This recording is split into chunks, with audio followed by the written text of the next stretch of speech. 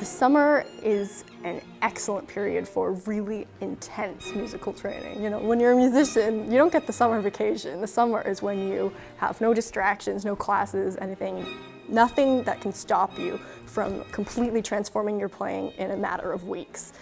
At center stage, we really experience that because we're not, distracted by too much orchestra or classes or any of the things that we have during the year, and even at other summer festivals. Within 2 weeks, you can accomplish what it might take months to do during the year, and that's a very, very unique and very valuable opportunity.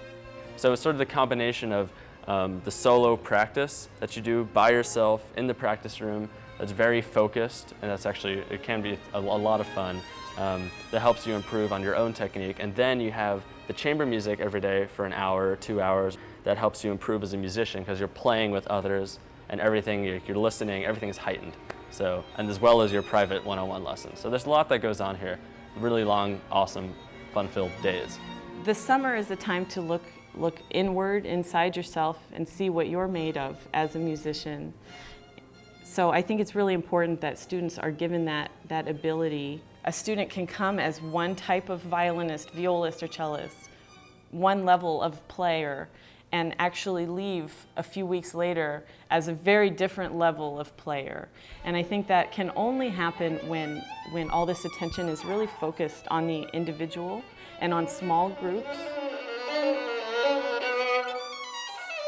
Good. Can you have it's very good, Rick. Can you have a little more articulation and clarity in the left hand? There's a very, very small group of teachers who teach at a very, very high level. So the parents and the students become very aware of who those teachers are. Center Stage Strings has that type of talent pool with their faculty, and that's certainly the main reason that the students are flocking to Center Stage Strings. You get lessons every other day here. I don't know any other summer camp where they do that. It's usually once a week. So between all the lessons, all the chamber music coachings, the complete musician classes, in addition to all the performances that are available here, it's really a spectacular place to be. I also really enjoy the fact that there's a more casual relationship between the teacher and the student. The fact that at breakfast I can just ask my teacher a question or bring the music to my teacher and ask about a bowing or fingering. All the teachers and the faculty really seem involved and genuinely care about how we're progressing as students and how we're learning and taking stuff from them. As a young student learns a piece of music, they have a process of how to bring that to the level that's ready for a major concert. They get so that they can play the piece through in their practice room, then they play it in their lesson, and then they play it in a master class in front of their friends, which puts a little bit more pressure on it. And then you perform it 7 or 8 times and get it so it's played in, and then you can play it in Carnegie Hall. But it's a step-by-step process, and masterclass is part of that. We have such a wide range of ages in students as well, from the age of 9 all the way up to 19, 20-year-olds. They all mix together, and I thought that was an important part of the camp because the 9-year-old, the 10-year-old, they're looking up to the 17 and 18-year-old as if they're stars, and they're being so inspired by their performances and seeing who they want to be when they get older.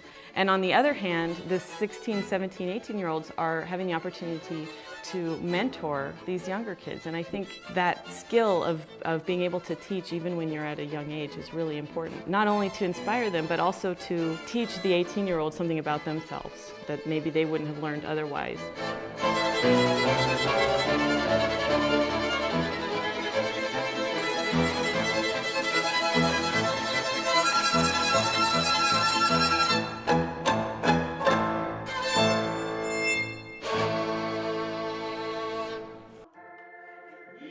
You think about what came first. It was the human voice. So everything that we do on violin or viola or cello is emulating the human voice. So why would we not want to study singing a little bit? Complete musician, they're learning singing, they're learning rhythms, they're learning public speaking, and they're also learning music analysis. And these are things that most kids don't get until college. We need to learn how to become good public speakers, and we need to learn how to present ourselves and how to engage an audience. and how to bring audiences to our concerts. We're looking to really turn out well-rounded musicians. You know, the practicubes are actually my preferred method of practicing. If I'm the first person up in the morning, I'll definitely run over and grab a practicube. Very resonant sound. You can do very intense work in a short period of time because the sound just goes right back to you. And you can digest that and try to process what you've just played, and you can get so much more work done. They're really great, and they're also very distraction-free. There's no clock inside it, it's you. There's a fan. Sometimes there are pictures in them. It's you, 4 walls, roof over your head, and hours. I'm so glad that my cell phone doesn't work because there are no distractions, and it allows me to really focus in on my passion and just enjoy that. We're in such a beautiful place in Three Rivers, close to Sequoia National Park, and every year we take the students up into the park to be inspired by and enjoy the natural surroundings and the giant sequoia trees. And for a day, they just get to be regular kids.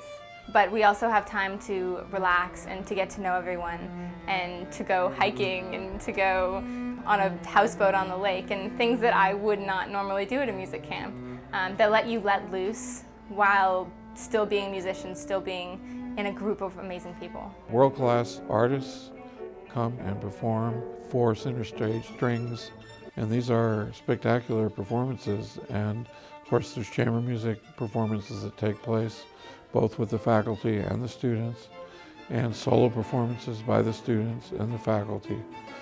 And it just makes for a great environment.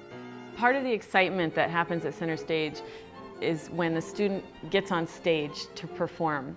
And not only are they performing for their colleagues, but we have a great audience from our community in Three Rivers.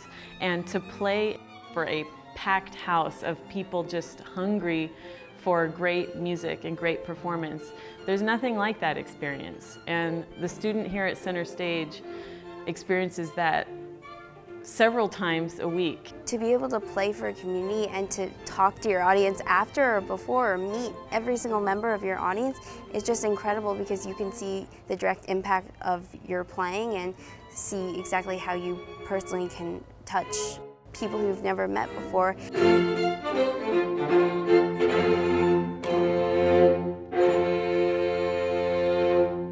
I feel that it's our responsibility as bearers of these gifts to cultivate them to the best of our ability and then give them back to the community, to the world, to audiences everywhere. I feel like that's what we're supposed to do with what we've been given. So in music, that's ultimately my goal, and I guess kind of in life, it would have to be the same as well.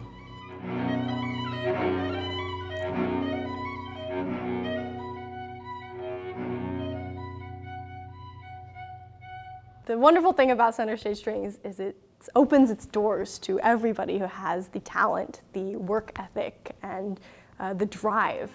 Nobody is going to be turned down because of financial reasons.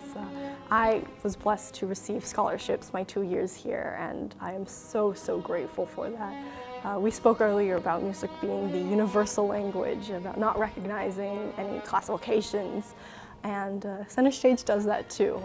Anybody who is ready for the camp, who has a place at the camp, will find themselves here.